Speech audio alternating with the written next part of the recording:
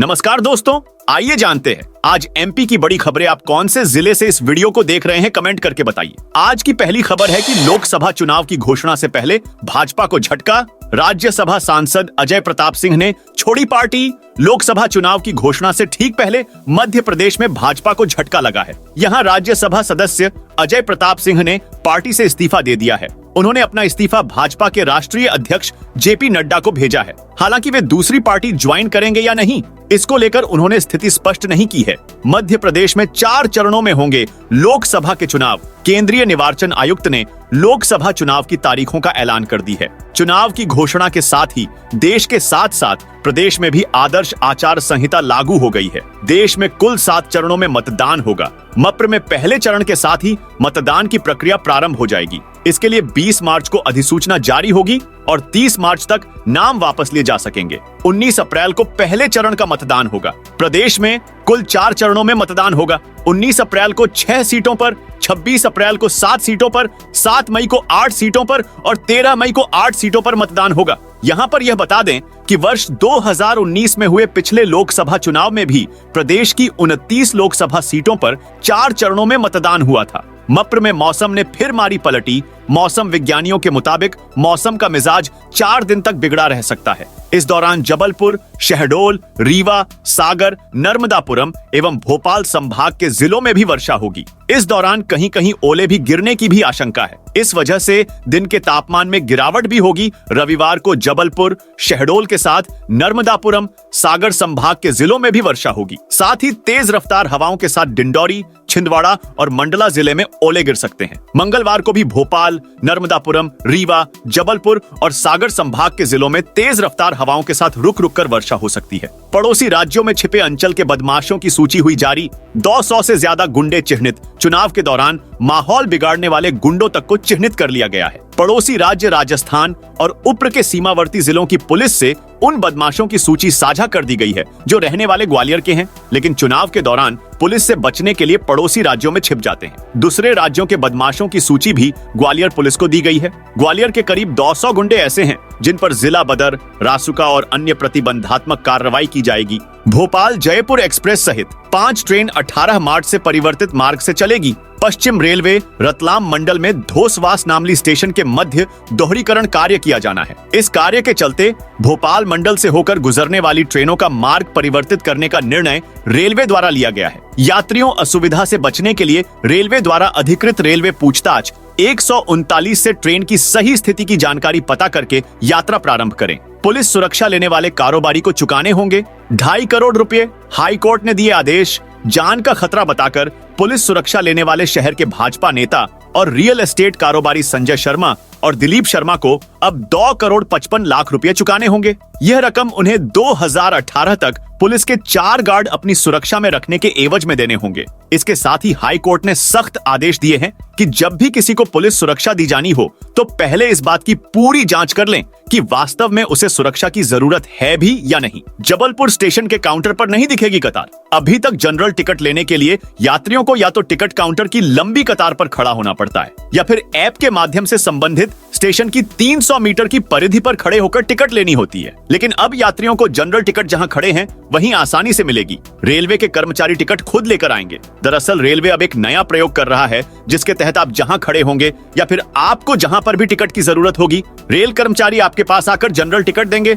इसके बदले में कोई अतिरिक्त शुल्क नहीं दिया जाएगा। सीएम राइज स्कूल में प्रवेश प्रक्रिया प्रारंभ। जबलपुर राज्य शासन के स्कूल शिक्षा विभाग के निर्देशानुसार सत्र 2024-25 मेडिकल कॉलेज परिसर स्थित सीएम राइज शासकीय उच्चतर माध्यमिक विद्यालय में प्रवेश की प्रक्रिया प्रारंभ कर दी गई है। प्रारंभिक कक्षा अंग्रेजी माध्यम के G-1 तथा हिंदी माध्यम में कक्षा पहली में प्रवेश ले सकेंगे। प्राचार्य सीएम राइज विद्यालय मेडिकल के अनुसार प्रवेश हेतु आवेदन पत्र 16 मार्च से प्रदान किए जाएंगे तथा भरे आवेदन 23 मार्च तक कार्यालय समय में विद्यालय में दोपहर 12 बजे से 3 बजे तक जमा किए जा सकेंगे। उज्जैन पहुंचे भारतीय गेंदबाज उमेश यादव। भारतीय गेंदबाज उमेश यादव शनिवार को उज्जैन पहुंचे, जहां उन्होंने श्री महाकालेश्वर मंदिर पहुंचकर बाबा महाकाल के दर्शन किए। वे अपनी पत्नी के साथ बाबा महाकाल के दर्शन के लिए पहुंचे। उन्होंने इसकी तस्वीरें भी अपने एक्स हैंडल पर साझा की है। दल बदल पर इंदौर में बोले दिग्विजय सिंह, जो कायर थे वो पार्टी छोड़कर चले गए। फूल छाप कांग्रेसियों ने पार्टी बदली है।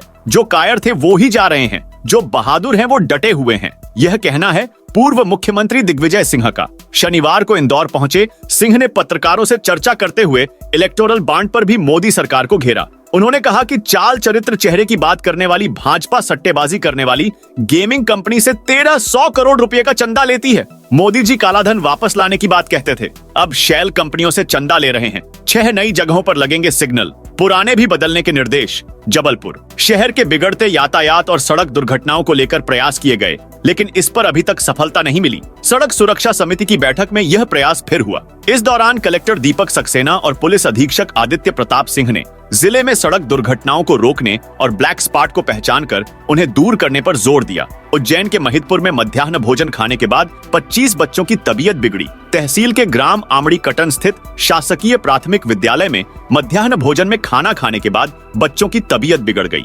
उल्टी, चक्कर आने की शिकायत के बाद तत्काल 25 बच्चों को सिविल अस्पताल में भर्ती किया गया। उपचार के बाद बच्चों की हालत में सुधार है। आज से पेटीएम वॉलेट में डिपॉजिट बंद। आरबीआई की गाइडलाइन के मुताबिक आज यानी 16 मार्च से आप पेटीएम वॉलेट में पैसे जमा नहीं कर सकेंगे। ऐसे में अगर आपके पास पेटीएम का फास्टैग है तो आपको इसे बदलना होगा। आपने ऐसा नहीं किया तो आपको दोगुना टोल भी चुकाना पड़ सकता है। नियमों के अनुसार फास्टैग से पेमेंट न होने पर दोगुना टोल देना होता है। सिंहस्थ से पहले उज्जैन में बनेगा मध्य प्रदेश का सबसे बड़ा रनवे। मध्य प्रदेश सरकार ने सिंहस्थ 2028 की तैयारी शुरू कर दी है। सिंहस्थ के लिए उज्जैन शहर को अत्याधुनिक सुविधाओं से सुसज्जित किया जा रहा है।